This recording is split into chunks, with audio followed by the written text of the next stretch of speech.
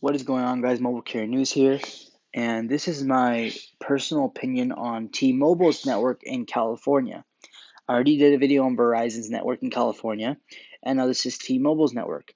Now I'm always bashing at T-Mobile, but this time I'm going to go 50-50.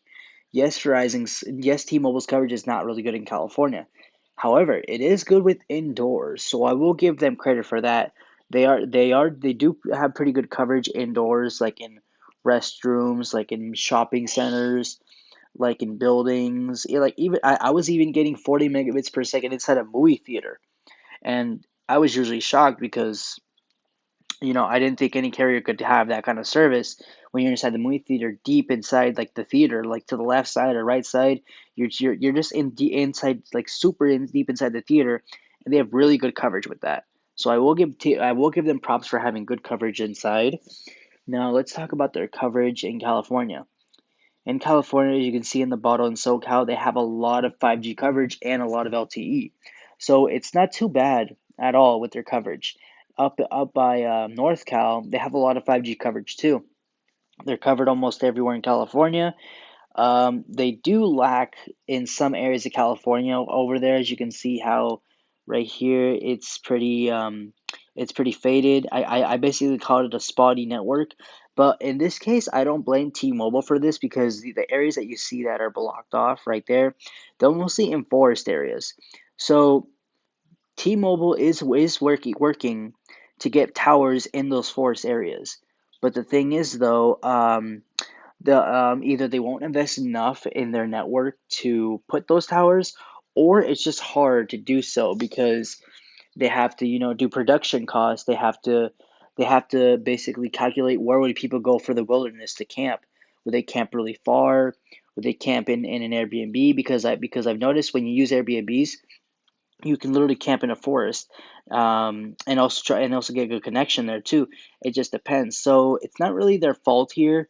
They will take some time for them to have the California fully covered with LTE and 5G, and they're the same as Verizon. They have a lot of 3G towers in their areas. Well, actually, not a lot here, not a lot of 3G towers, but once those gets patched up, I believe T-Mobile will fix those and expand more towers. But they do have some good coverage range here in California, not as bad as I believe Sprint had, because I heard Sprint before they got bought up by T-Mobile, their coverage was pretty bad and lacking towards California. But so far, T-Mobile is doing a pretty good job with their coverage. They have, as you can see, let's expand the whole coverage. They have a lot of coverage here in the New York, Florida, Georgia. The right side of California, they have a lot of 5G and LTE and a lot of 3G. So they're the same. They're basically the same as Verizon. They have to shut these towers down and convert them to LTE and 5G networks so they can have more service, more range, and more customers using them. California's coverage, like I said, it's not too bad. They have a lot in San Diego, Los Angeles, a lot in San Jose, a lot in San Francisco, and a little bit up in Redding. So they do have a long way to go. I do believe they need to be investing more into their network. They need to be adding more service and more areas to their network here. As you can see here, they're not doing pretty bad at all. They only have two spot areas here in this forest, but I don't really blame them because like all the carriers won't really have a lot of service in the forest because it just depends how many people go out and go camping, get an Airbnb, or just I'm basically saying like how long like would they stay there to have coverage? Maybe the whole day. It just depends. They don't really do have a lot of coverage in forests, as you can see here.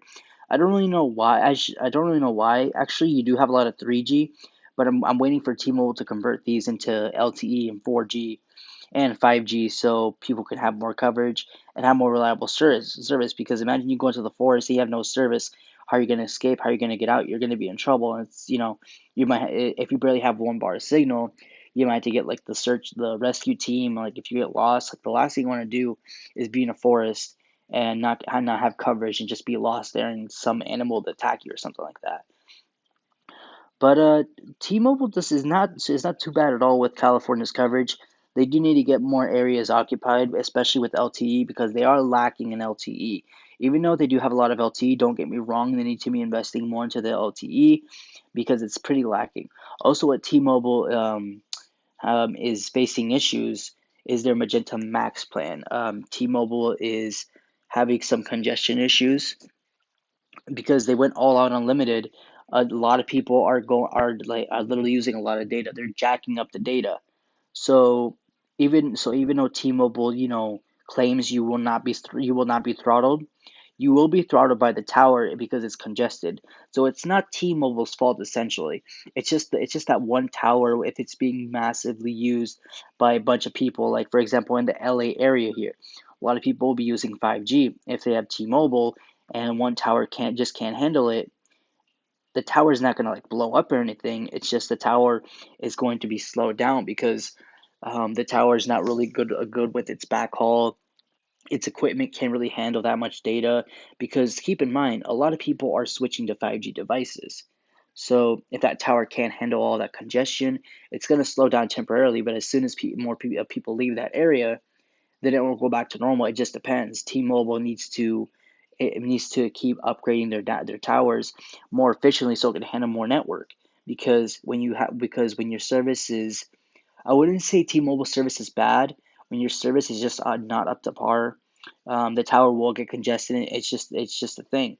I do get props to T-Mobile for going fully unlimited, but but maybe if you gave a but maybe if they gave a data cap of 150 gig megabytes per no sorry if they gave a data cap of 150 gigabytes, I think that'd be enough because that's the most I've used. Honestly, just my personal opinion, I think they should have done that because at this moment in time, they don't have a lot of LTE. Don't get me wrong, they do have a lot of LTE, but I feel like they need more LTE to combat the congestion. They need to keep covering up their whole 5G network with California. So far, they're doing pretty good. I just hope they can fix their mass congestion because if they keep up with their marketing as they say they are, don't get me wrong, marketing is key to a business and getting more customers. But if you're just jacking up the marketing and not jacking up your service, or wireless connection, more service to use more data, it's gonna get all backed up, it's gonna be congested, and it's just gonna make customers upset because they want to download content. They're always on their phones. People do use Wi-Fi when they're home, but nowadays they're mostly out. They're using more data. 5G is more demanding, and that's how basically T-Mobile needs to get their head in the game with this. They need to be extending more their range and overall getting more network. So this is my personal opinion on it. T-Mobile. T-Mobile's not a bad company, but I do wish they would invest more than $10 billion, especially for California and the whole United States. Yes, Verizon and sorry, no, yes, Sprint and T-Mobile did merge, but it's not a complete merger. They have to shut down all of Sprint's LTE towers to convert them to T-Mobile LTE towers, which is probably going to take maybe 3 to 4.5 years, maybe. That's just my guess. And they also have to shut down their 3G towers. So their network will be completed, fully merged, big upgrade to their service and network. It's just gonna take some time.